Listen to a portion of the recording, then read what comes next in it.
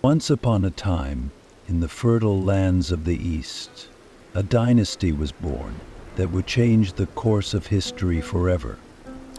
In the vast valleys of China, after the brutal but brief reign of the Qin dynasty, the people once again sought peace and order. In the midst of this turmoil, one man, Liu Bang, who had risen from an ordinary peasant to emperor, established his throne and laid the foundations of the Han Dynasty. This dynasty would become a superpower, shaping not only China, but also the balance of the then-known world. The story of the Han Dynasty is as much an epic of bloodshed on the battlefields as it is a dream of civilization, where science, art, and commerce blossom. Shaped in the shadow of powerful leaders, implacable enemies, and palace intrigues that keep the pulse of the people, this story is also a journey that pushes the limits of human will and intelligence. But what made this dynasty so legendary? How did a peasant become emperor?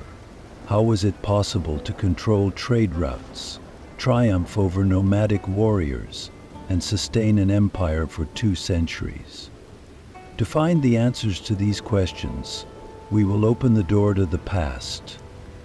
We are now embarking on Liu Bang's journey that began with humble beginnings and the early days of the Han Dynasty. Ah, my friends, in the vast land of China, one of the most turbulent periods in history was unfolding. The reign of the Qin dynasty had begun gloriously, like a flaming torch, but it was extinguished by self-consuming laws and ruthless rule that burdened the people. The strict rules of the Qin Empire, along with the grandiose buildings and massive projects, drove the people into starvation and poverty. The stones of the Great Wall of China were molded not only against the threat of war, but also with the tears of millions. But my dear listeners, history always teaches us this. Where oppression takes root, rebellion is inevitable. The peasants, soldiers, and nobles, oppressed under the iron fist of Qin, finally united and began to crack the foundations of this colossal edifice. The last ruler of Qin to sit on the imperial throne was young and inexperienced. He either did not hear the people's complaints, or, if he did, he responded with silence. It was at this time that a wave of rebellion broke out in the countryside. And out of this wave rose a figure who would change the future. Liu Bang. Liu Bang. Born a humble peasant, this man changed the course of history by deviating from the path destiny had set for him. At first he was an ordinary official, a man who came from among the peasants and lived among their people. Under his leadership, the voice of the people, struggling to breathe under Qin's harsh rule, found a stronger echo. Liu Bang was not only a strong warrior, he was also a leader who had his finger on the pulse of the people and knew their problems. His first small victories against the Qin army gave him an army and then a people. But my friends, this rise was not easy. The fall of Qin ushered in a period of chaos in which not only Liu Bang, but many ambitious commanders came onto the scene. One of the most powerful was Xiang Yu, leader of the Western Chu Principality. Xiang Yu was a commander whose chest swelled with pride and who thought he was invincible on the battlefield. The struggle between Liu Bang and Xiang Yu was not just a fight for the throne, but a battle of ideologies. Liu Bang was moving slowly but surely. Unlike Xiang Yu on the battlefield, he relied not only on his sword, but also on the trust of his people.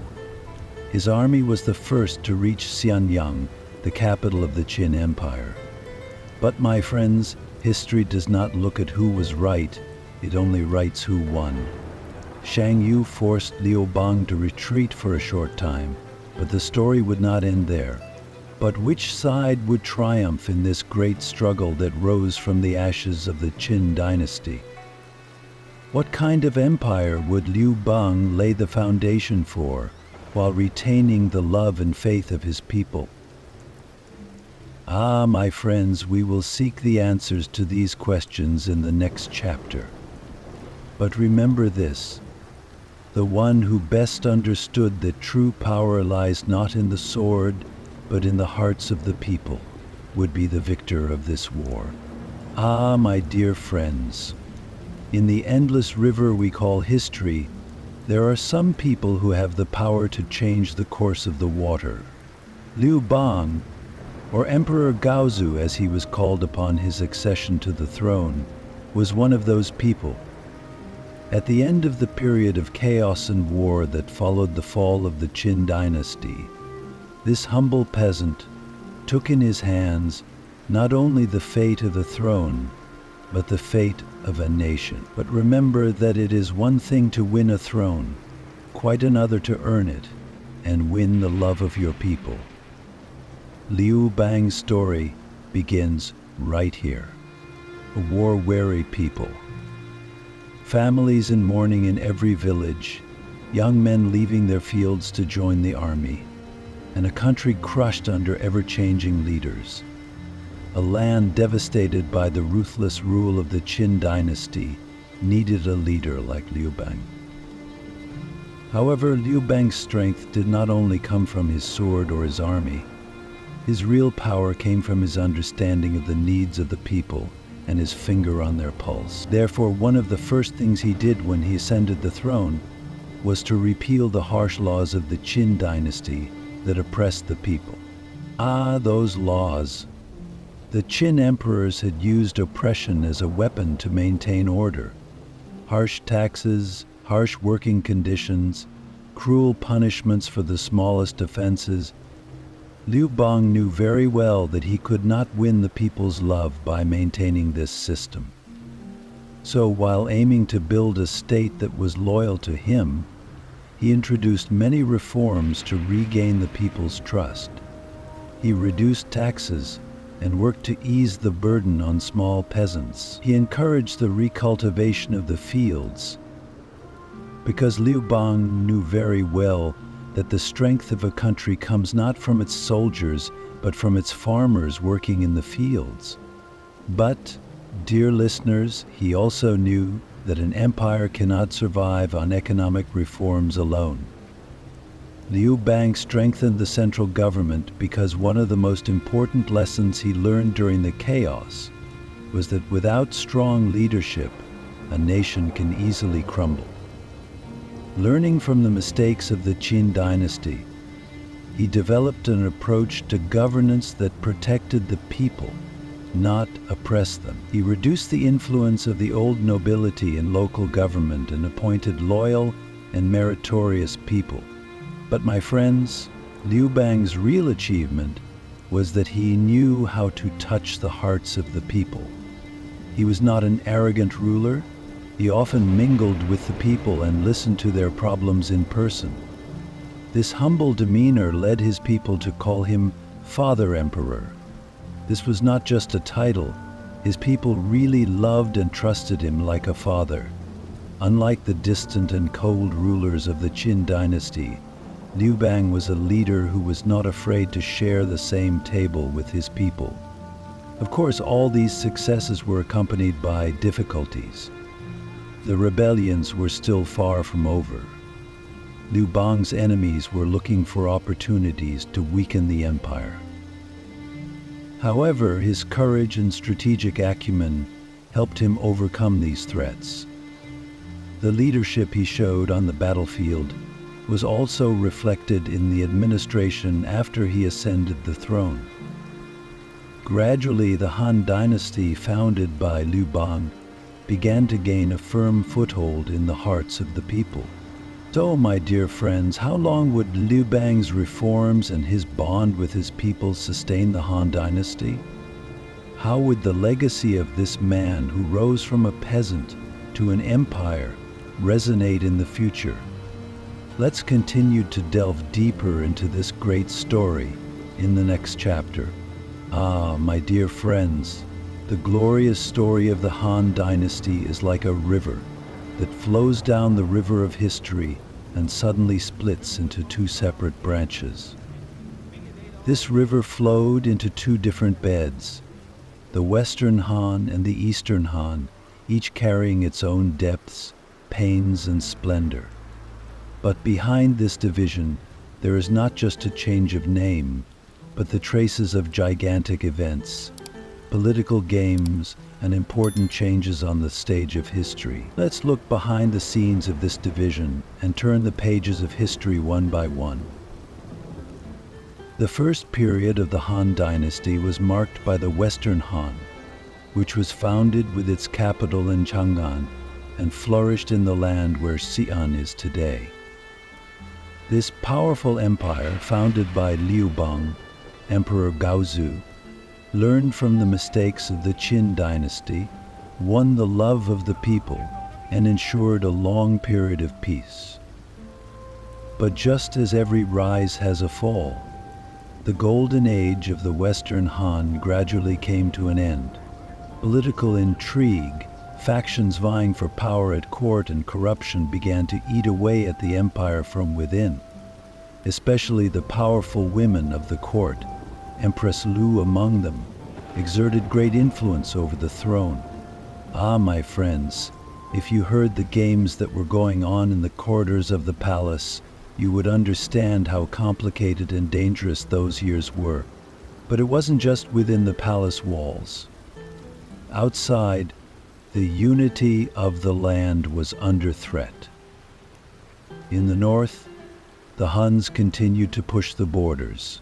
The Han rulers tried to fend off these threats with diplomacy and sometimes with war. But internal power struggles weakened the external response.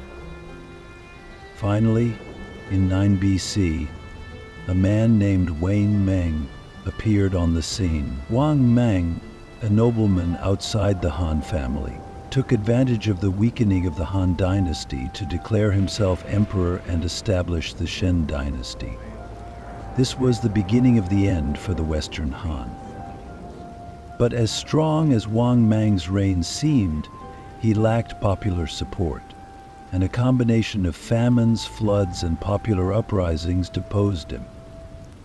After this turmoil, the Han Dynasty was resurrected, but this time with a new capital, Luoyang. Thus the Western Han ended and the Eastern Han era began.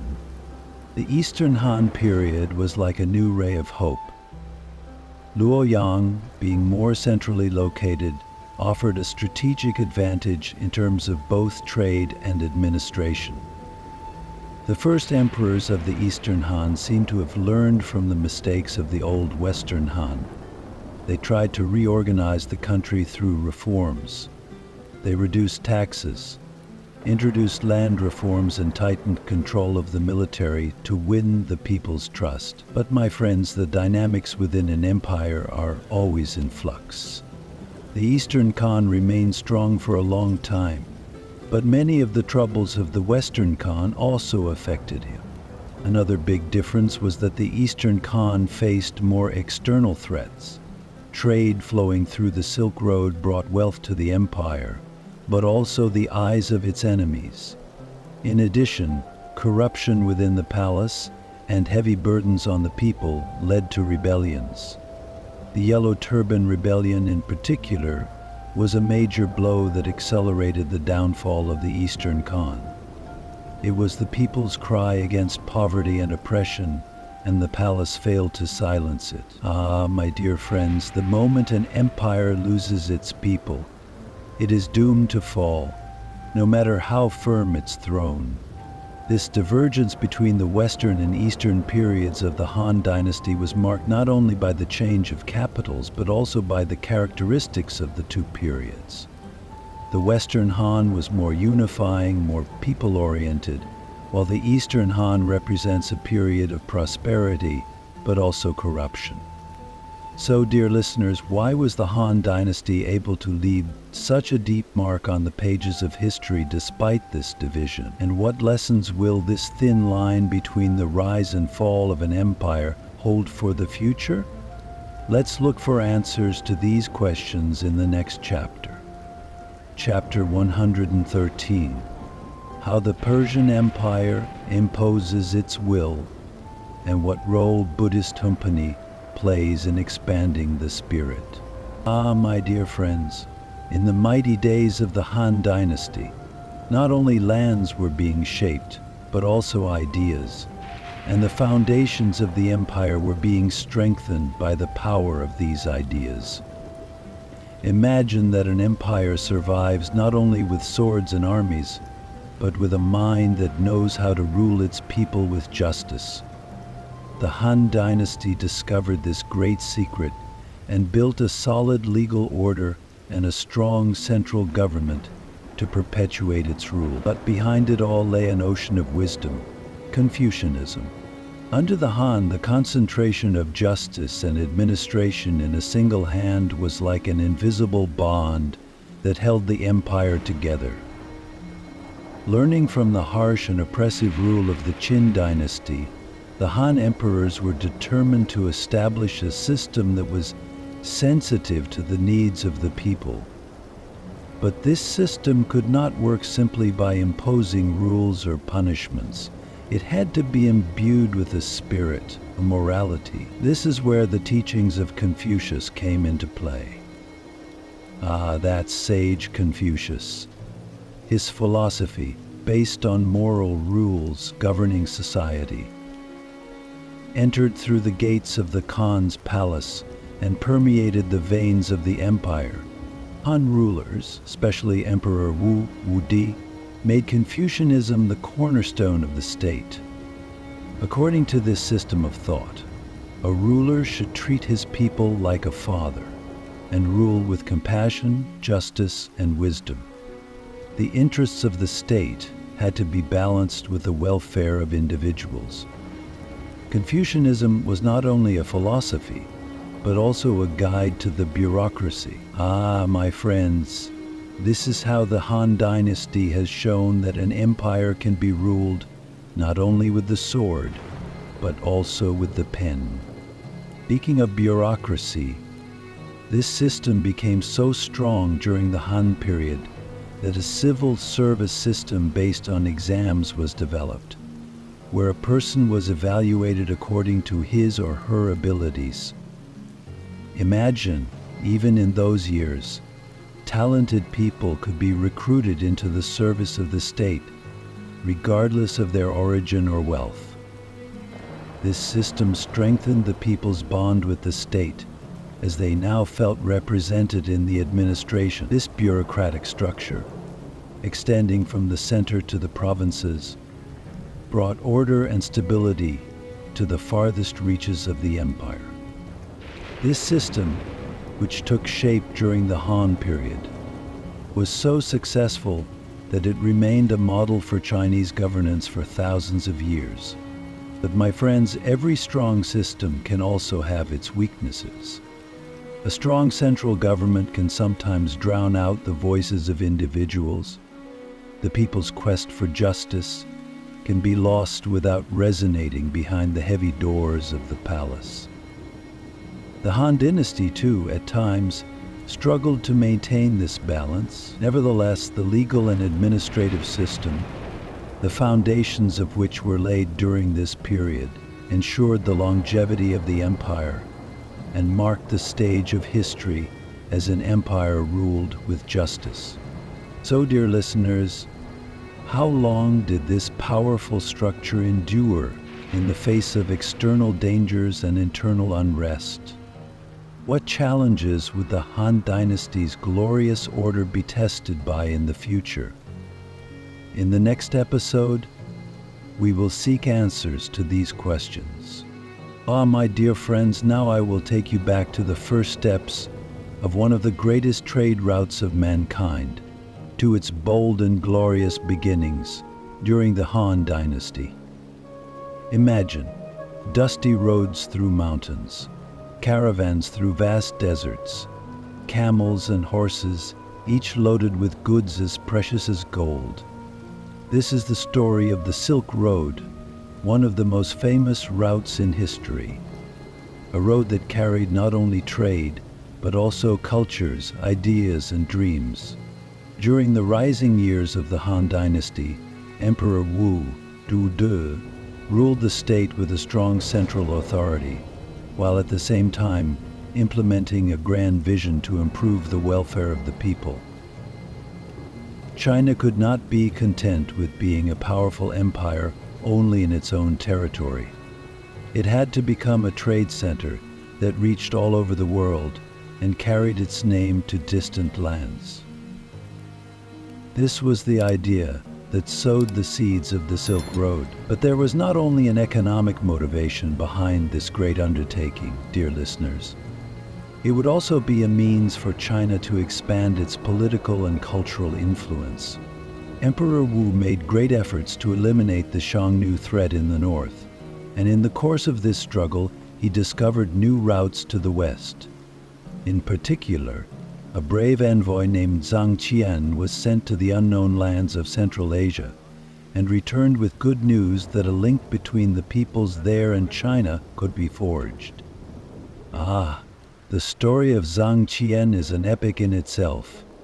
He was captured, spent years in foreign lands, but eventually returned and told the emperor what he had seen. Thanks to him, China realized the commercial and strategic importance of these new routes to the west.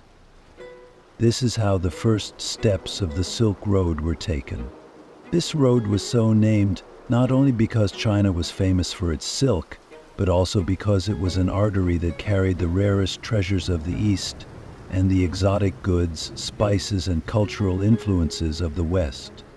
Goods such as silk, tea, porcelain, etc., set off from China and traveled through Central Asia to India, the Persian Empire, the Roman Empire, and many other places. But this was not just a journey of goods, my friends.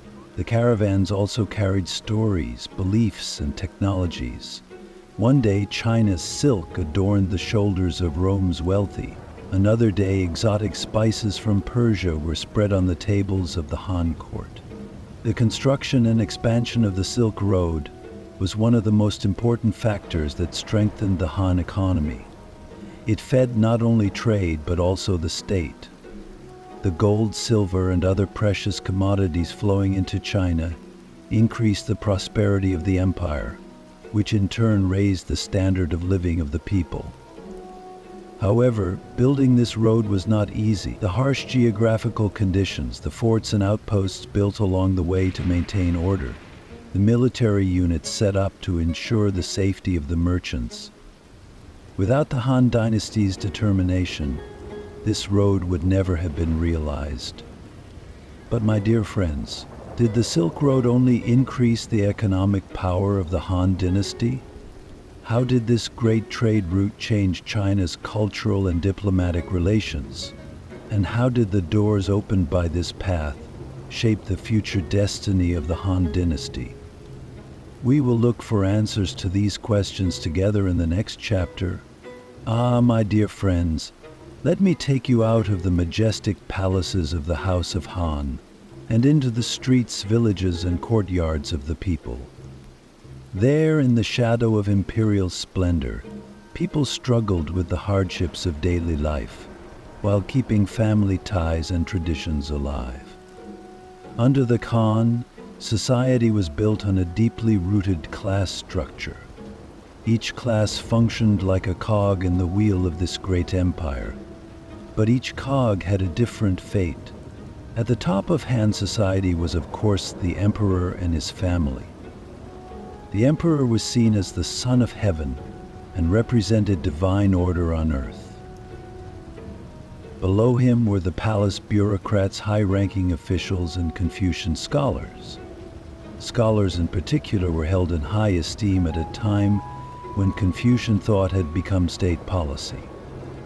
They played an important role not only in shaping the decisions taken at court, but also in educating the public and upholding moral values. However, life beneath this intellectual class reflected a very different reality. Farmers, the majority of the population, were the backbone of the Han economy. They worked in the fields, growing rice and wheat, feeding the empire's huge population. Farming was seen as a sacred duty, and farmers were praised by the state for keeping production going. However, this praise did not mean that they were exempt from heavy taxes and military service. Nevertheless, farmers occupied a relatively respectable place in society, as cultivating the land was a vital task for both the power of the empire and the life of the people. Below the farmers were the workers and artisans, specializing in crafts such as wood carving, pottery making, and weaving. These people produced both essential and decorative goods for the empire. Their skillful hands shaped the elegance of Chinese silk and wove stories to be remembered throughout history on the glossy surface of porcelain. However, there was another group who were not as fortunate as the artisans. Slaves, this class, made up of captives captured in wars, was the lowest stratum of society and was forced to do the hardest labor. In the Han period, family ties were the cornerstone of social order, alongside the class structure. Confucian teachings emphasized that the family had the most important place in an individual's life, and this value was cherished throughout Han society. The father was the head of the family, and his authority could not be questioned. He was not only a father, but also a leader who maintained order within the family. The other members of the family obeyed him. This was seen as a moral duty, not an obligation. The mother was the heart of the family, responsible for the running of the household, the upbringing of the children, and the preservation of family values. Children should have a deep respect for their parents, a requirement of one of the most important principles of Confucianism: filial piety. The family was not only a household unit in Han society, but also a place of education. Children not only learned to read and write, but were also educated in Confucian virtues. Respect for parents and elders was an essential rule for maintaining peace and order in society. Traditions were passed down from generation to generation within this family structure.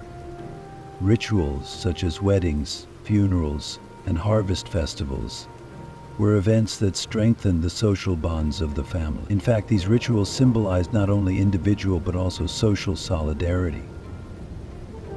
If we look around the world today, but my friends, not everything was so simple and peaceful. Heavy taxes, class divisions, and occasional droughts made life difficult for the people. The daily life of the Han people was shaped by the harsh realities of life, while being nourished by the warmth of tradition. But how would the Han people, with such a complex social structure, change over time? What challenges would this social order face in the last years of the Han Dynasty? In the next chapter, we will seek answers to these questions. My dear friends, I would like to take you back to the golden age when the Han Dynasty ruled, a time when the human mind, curiosity, and industriousness shaped the world. The Han Dynasty was not just an empire that conquered land with its armies. It was a time when imagination and the quest for knowledge reached beyond the sky to the stars, when fertility sprang from the depths of the earth, and inventions transformed human life. Creative power of man changed the destiny of not only individuals but of an entire civilization during this period. One of the brightest stars of this age gave birth to perhaps one of the most important inventions in the history of mankind: paper. Think of it, my dear friends. The chance to carry knowledge not only from tongue to tongue, but now slipping from the tip of the pen forever. Paper was developed by Cai Lun, a scholar of the Han Dynasty whose work is most precisely examining paper's object, so humans can, perhaps objectively, mark the nature of time or day. And so humans have become payers of this age, gave birth to paper machines for everything from paper machines to calendars. Paper was developed by Cai Lun, a scholar of the Han Dynasty, when the paper was first, but bamboo was too heavy and silk too expensive. Cai Lun used tree bark, pieces of old cloth, and water to create the basis for the paper we still use today. This thin, lightweight, but durable material accelerated the spread of knowledge and illuminated the path of learning in Han lands.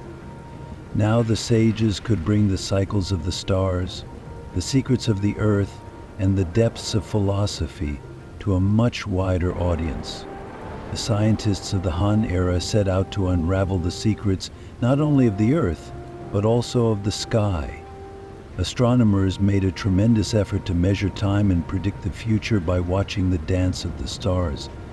The astronomical tools developed at the time affected every aspect of the empire, not just agriculture. Calendars became more precise. The cycles of the moon and sun were no longer an unknown, but understood as part of a pattern. In agriculture, this information was vital. Determining when to plant crops, predicting when the rains would come, and being prepared for periods of drought were the work of these celestial sages. The observations of Han astronomers became a guide not only within Chinese borders, but also for merchants and scientists in the far corners of the Silk Road. But my dear friends, the legacy of the Han Dynasty was not limited to the sky. The fertility of the land, combined with human labor, took on a whole new dimension. Agricultural innovations radically changed the lives of the Han people. Irrigation systems became the peasants' dearest friends. Canals and dikes ensured that the fields were never without water, even in places with little rain. And then there was that incredible invention, my dear friends, the iron plow. With increased traction, these new plows tilled the soil deeper, making the crops stronger and more abundant. Imagine, a peasant's labor has grown to the extent that not just a handful of crops can feed an entire village. At Monsanto, the climate is sunny, revealing cutting edges and warm seasons. These advances in science and technology were not limited to fields and stars. There were also great advances in the field of health. Han physicians sought cures for diseases with medicines derived from plants. A famous text of the time, the Shennong Benchao Jing, detailed the healing power of hundreds of plants. Patients were placed in the healing hands of nature. This approach reflected the Han desire to heal not only the body, but also the soul. With science and technology, the Han Dynasty influenced not only its own people, but also the world beyond its borders. Using the Silk Road, these inventions, discoveries, and ideas were carried far and wide. The fact that China became a center of knowledge during this period once again highlights its role in global history. But my friends, even in such a glorious era, there were shadows. So why did this golden age of the Han Dynasty one day fade away? In the next episode, we will explore the decline of this brilliant empire and its turbulent final years. Ah, my dear friends, let us now mingle with the mighty armies of the Han Dynasty and hear the sound of swords echoing across the battlefields. This empire was the pinnacle not only of science and art, but also of strategy and military discipline. The might of the Han Dynasty was fueled not only by the fertile fields or the gold-laden caravans of the Silk Road, but also by well-trained armies, led by a strategic genius. These armies were like a shield of steel that protected the Khan's borders, expanded his territory, and ensured the safety of his people. The Han army was characterized by a strong organizational structure. Each soldier was not just an individual, but part of a much larger system. The army was based on an empire-wide system of conscription. Each man served in the imperial army for a period of time as a young man, and then returned home as a trained warrior. This system not only ensured that the army was strong in numbers, but also created a social structure of men throughout the empire who knew the art of war. They were a reserve force that could be recalled when needed. Thus, the Han Empire remained ready for even protracted wars. These disciplined soldiers were not just a matter of numbers. The Han army was divided into various military units: infantry, cavalry, and archers, each specialized in its own field. The cavalry was used for patrolling and rapid attacks, especially in border areas. The horses' hoofbeats often heralded victory. Perhaps one of the most impressive elements of the Han army, however, was the extraordinary skill of the archers. Bidirectional reflex bows were the terror of enemies on the battlefield. These bows could be used both quickly at short range and with great accuracy at long range. The archers were like a rain of death that could scatter enemy lines before they got close. The Alpha Gnomes. On the battlefield, Han generals relied not only on the power of arms but also on their wits. Strategy was one of the greatest weapons of the Han army. Learning the enemy's weaknesses and anticipating their moves was a habit of Han commanders. Winning without a fight was the best victory, but if a battle was fought, the ultimate goal was to render the enemy completely helpless. One of these strategies was especially applied against the nomadic tribes of the north. The Han army not only strengthened its armies, but also improved its defenses to protect against nomadic attacks. The expansion of the Great Wall of China was one of the measures taken during this period. But the Great Wall was not just a wall.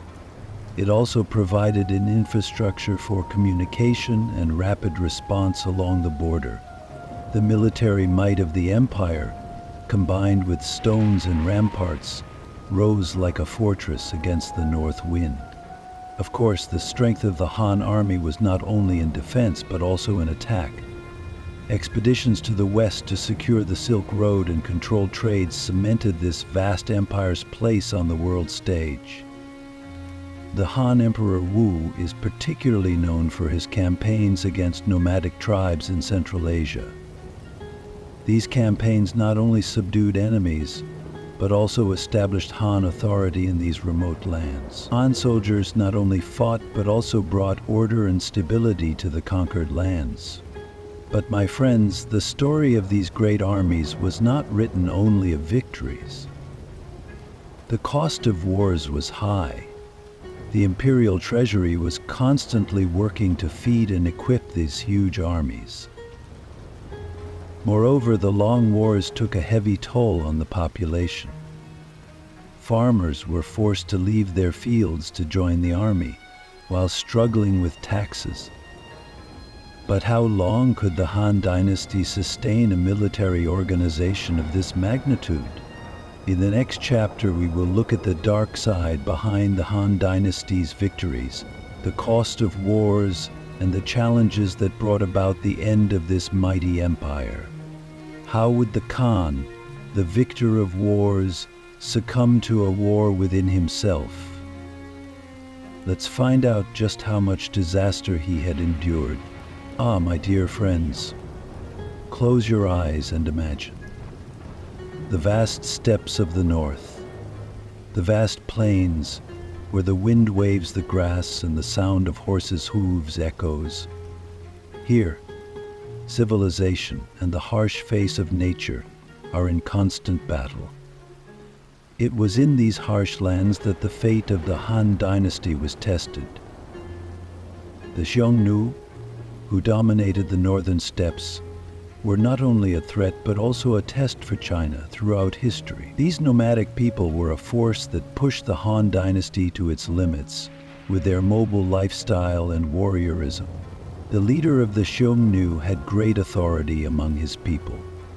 This leader, who bore the title Shanyu, was not only a warrior but also a master strategist. These brave people of nomadic culture grew up on horseback almost as soon as they were born, acquiring great skill in archery and horsemanship. China's well-established cities and rich farmland provided an attractive target for their nomadic economy. But this struggle was not only for wealth. It was also a confrontation between two different ways of life, the sedentary and nomadic worlds. The emperors of the Han Dynasty tried various strategies to suppress the Xiongnu threat.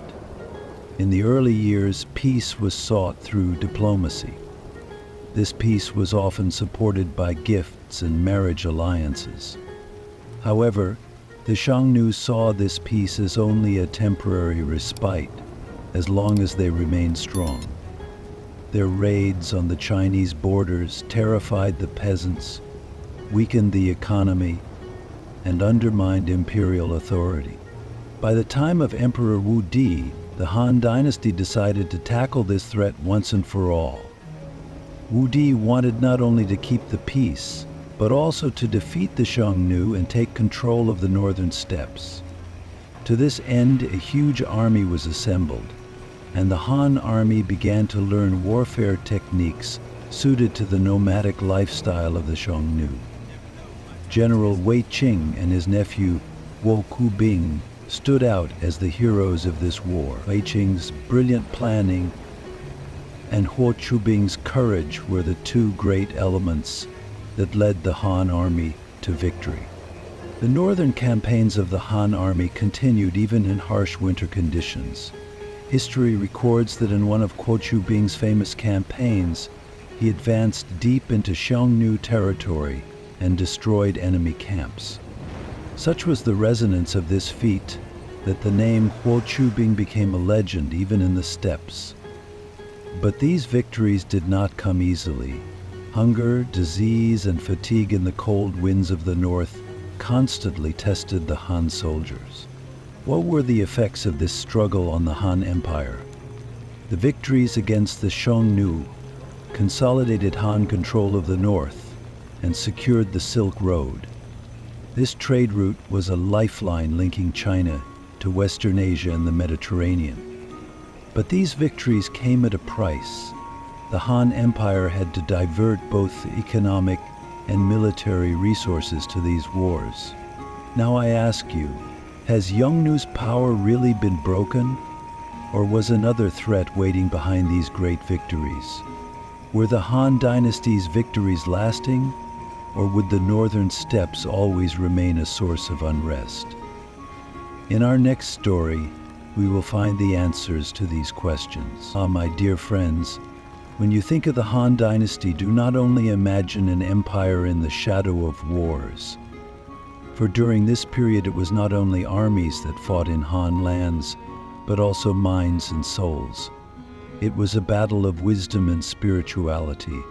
The Han Dynasty not only expanded its borders, but also built a cultural and intellectual legacy. Here are the three pillars of this legacy: Confucianism, Taoism, and Chinese folk religion. Let's take a look at how this trio has shaped Han society. Confucianism was the cornerstone of the Han Empire. The teachings of the great sage Confucius showed how to achieve order and harmony in human relations. Under the Han, Confucianism became not only a philosophy, but also the ideological foundation of the state. The empire adopted these teachings as a guide to laws and customs. The concept of respect for family and ancestors, known as filial piety, defined not only individual lives, but also the emperor's relationship with his people. The emperor was seen as the father of a family, a leader who protected, educated, and took responsibility for his people. These teachings of Confucius became a powerful tool in the search for peace and order within the empire. But remember that Confucianism was a set of disciplines that wanted to control every aspect of life. In those deep valleys where the human spirit roamed freely, another understanding prevailed: Taoism. The ancient wisdom of Lao Tzu had been a counterweight to the rigidity of Confucianism during the Han period. Taoism preached living in harmony with nature, accepting the natural flow of existence. For many Han citizens, Taoism was a calming philosophy, a respite from the hardships of daily life. Taoist thought profoundly influenced not only individuals, but also the arts. In the poetry and paintings of that period, you often see the Taoist understanding of nature and man's small place in the universe. Of course, we must not forget the traditional beliefs that took root among the people. Chinese folk religion was centered around ancestor worship and belief in nature spirits. The Han people carried these beliefs with them in almost every aspect of their lives. The earth spirits that a farmer prays to bring abundance to his fields, the household gods that a mother invokes to protect her child. All were an integral part of the daily life of Han society. These religious practices strengthened not only the spiritual world of individuals, but also social solidarity and the continuity of traditions. By combining the worship of the deity and the community, under the Han, these three spiritual structures often coexisted in harmony, rather than in conflict with each other. Confucianism helped maintain social order, Taoism offered peace to the individual's soul, and folk religion filled the meaning of everyday life. This synthesis enriched the culture of the Han Dynasty and deeply influenced its people, both as individuals and as a society. This deepening of Han culture brought with it a golden age of art and literature. Poetry, calligraphy, and ceramic art all reflected these beliefs and philosophies. Taoist depictions of nature, Confucian notions of order and harmony, even folk religious figures, all came to life in the artworks of this period. So, my dear friends, did such a rich spiritual fabric always bring peace to the Han Empire? Or did the tension between these beliefs lead to new crises in the empire? In our next story, we will journey through the turbulent times of the Han Dynasty in search of answers to these questions. Ah, my dear friends, if you think that the Han Dynasty ruled only in China, you are wrong. The story of the Han Empire stretches far beyond its borders. It began amidst the swords and war cries of the northern steppes, and eventually reached the exotic jungles of the south and the distant lands you have never seen in the west. It was not just a story of conquest. It was also a story of diplomacy, trade, and humanity's efforts to forge a common bond. One of the most important tools of the Han Dynasty in its foreign relations was the diplomatic missions, then called the Road of Gifts and Envoys. The Han emperors saw themselves not only as rulers, but also as protectors of the world. Therefore, they sent envoys to distant lands to show off their glory, win new allies, and secure trade routes. These emissaries would set off armed with elegant gifts bearing the name of the empire, silk fabrics with silver embroidery, fine porcelain, and sometimes astronomical instruments, a symbol of the scientific progress in China at the time. These gifts were not only a sign of friendship, but also a symbol of the Han Dynasty's power and cultural superiority. One of these diplomatic missions extended to the mysterious lands of Western Asia, today's Central Asia, all the way to Persia. Han envoys traveled the long and dangerous Silk Road for months, sometimes years. These journeys were filled not only with sandstorms and cold nights, but also with opportunities to encounter exotic civilizations. When ambassadors stepped into the Persian palaces, dressed in elegant robes representing the Han Empire, the ruling classes of these lands could not help but be impressed by China's wealth and wisdom. Gifts were accepted, treaties of friendship were concluded, and sometimes trade routes were secured. Diplomatic missions to South Asia told a different story. The southern lands were the gateways to the rich and mystical world of India. Here, Han envoys would encounter sumptuous palaces adorned with gold and precious stones. India, as the birthplace of Buddhism, fascinated the Han envoys not only with its material riches, but also with its spiritual depth. Through these contacts, Buddhism entered Han territory and breathed new life into the empire's culture. Another important goal of the embassy missions was to develop trade routes. The Silk Road can be considered one of the Han Dynasty's greatest achievements on the world stage. It brought products such as Chinese silk, spices and tea to the West, and glassware, precious stones, and exotic animals to the Han lands. But it was not only a conduit for trade, but also for ideas and cultures, to learn from each other and cultures to mix. On the Silk Road can be considered one of the Khandaq's missions to learn from each other and cultures to mix. The Han Empire thus became a respected power in both East and West. Of course, these diplomatic contacts were not always easy. Bandits along the way, harsh climatic conditions, and sometimes the hostility of the states encountered challenged the Han envoys. But despite these difficulties, the Han Empire was able to expand not only its territory, but also its culture and influence, thanks to these ties with its neighbors. But, my dear friends, aren't you curious to know what kind of challenges these diplomatic successes brought to the Han Dynasty? Beyond trade and diplomatic ties, what did these relationships bring? And what did they cost the Han Empire? These are the questions we will seek to answer in the next installment. Get ready, because this story is getting deeper and deeper. Ah, my dear friends, the fall of every great empire is as dramatic a story as its rise. The Han Dynasty, steeped in power and splendor, ruled for centuries, while at the same time struggling with its own internal weaknesses. Everyone's eyes were on the enormous palaces, the emperor's golden throne, and the massive armies, but few could see what went on behind the walls, what dark machinations were going on. The empire was not destroyed by the armies of external enemies, nor by famines. What weakened him was the betrayal and greed growing in his own heart, because the king's crown was his birthright. The magical splendor of the palace was in fact little more than a battlefield.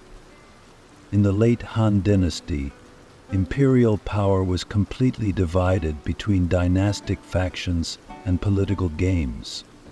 Emperors ascended to the throne at a young age, leaving the rule in the hands of regents and empresses.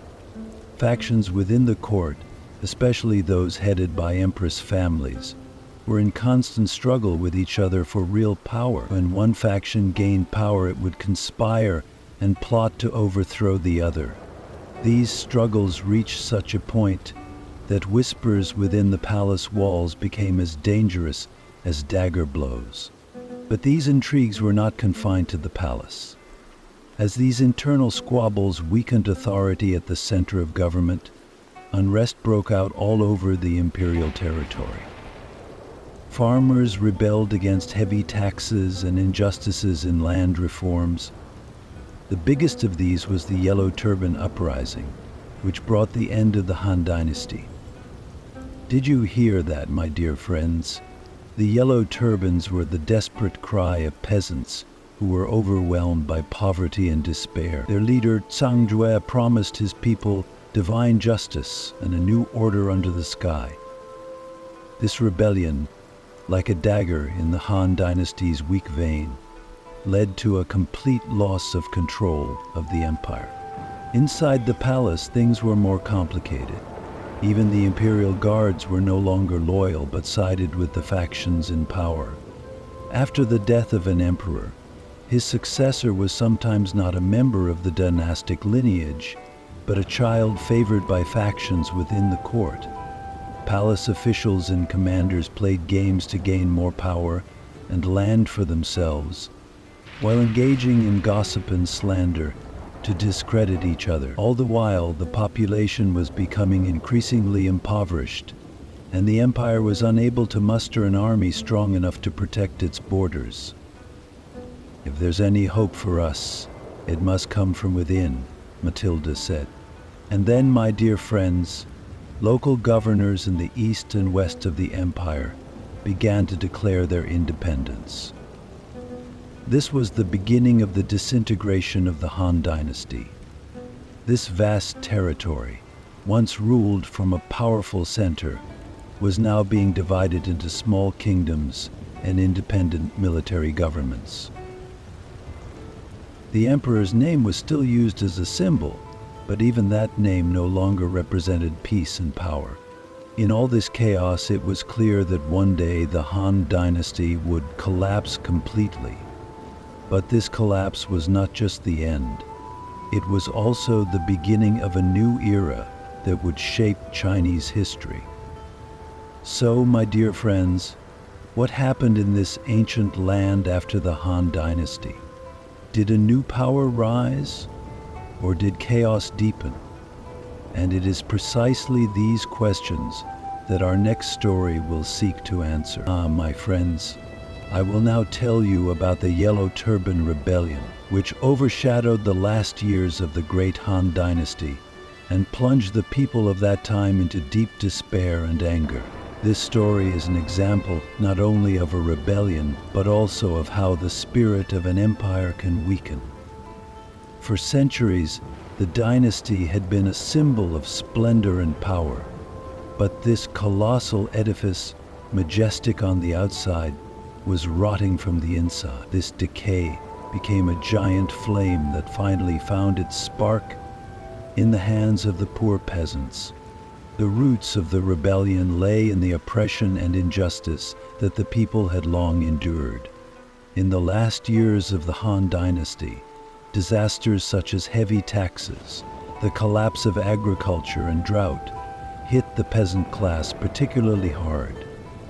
Much of the land had fallen into the hands of wealthy landlords, and most of the people were either in debt or on the verge of slavery. In this desperation, the people began to look for a savior, and that savior appeared in the name of Zhang Jue, once an ordinary peasant. Zhang Jue introduced himself as the great teacher of peaceful ways. Inspired by the mystical teachings of Taoism, he organized the people to overthrow the corrupt rule of the empire and establish a new order. Zhang Jue was both a spiritual and political leader.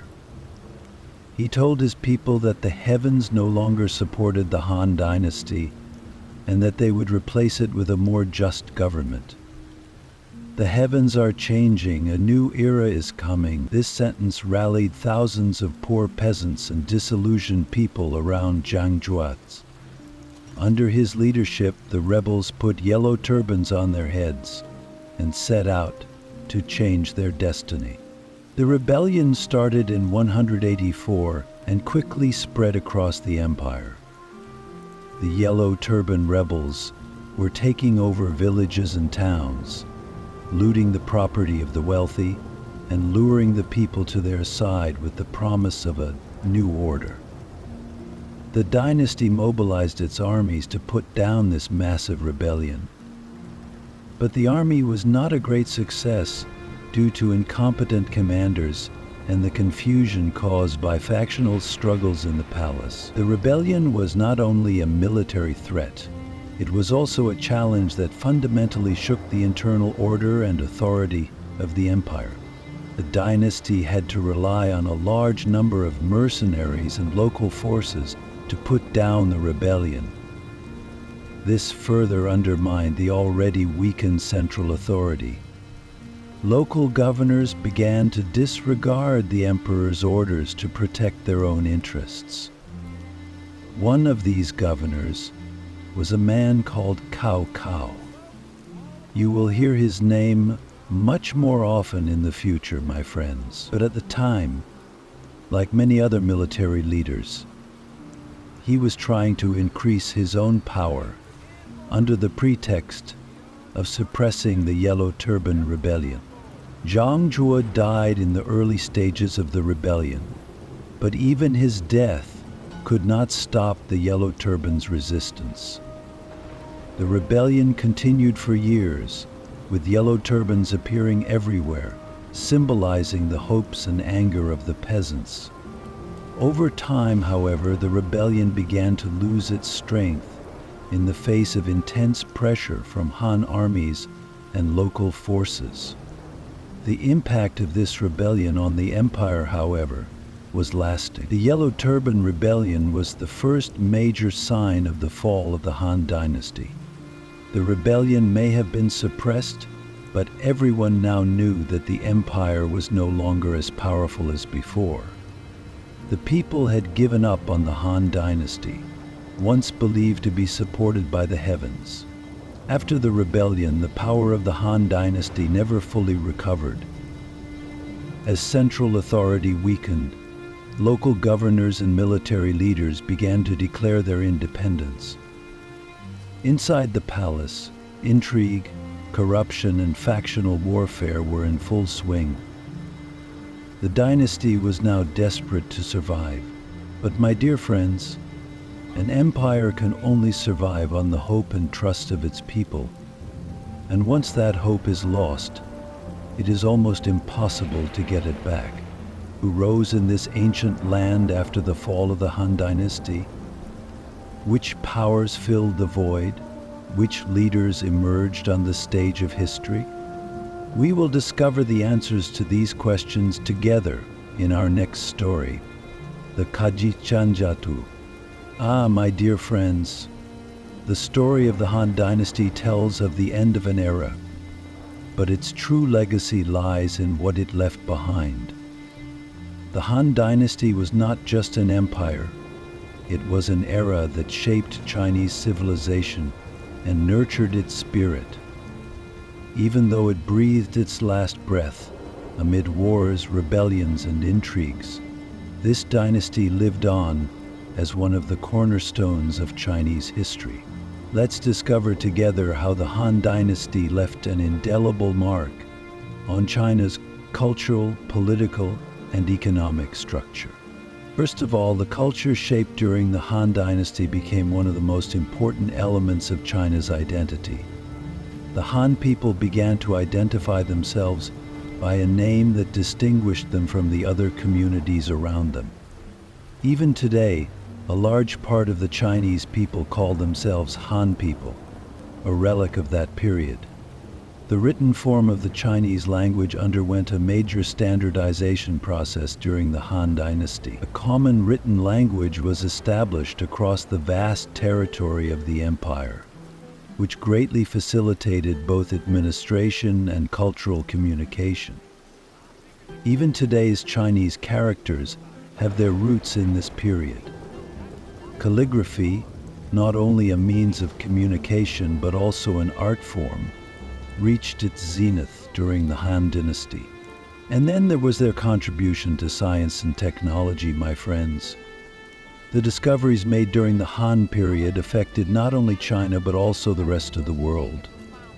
For example, papermaking was invented during this period. Imagine, this humble invention changed the history of mankind, revolutionizing the way information was disseminated and stored.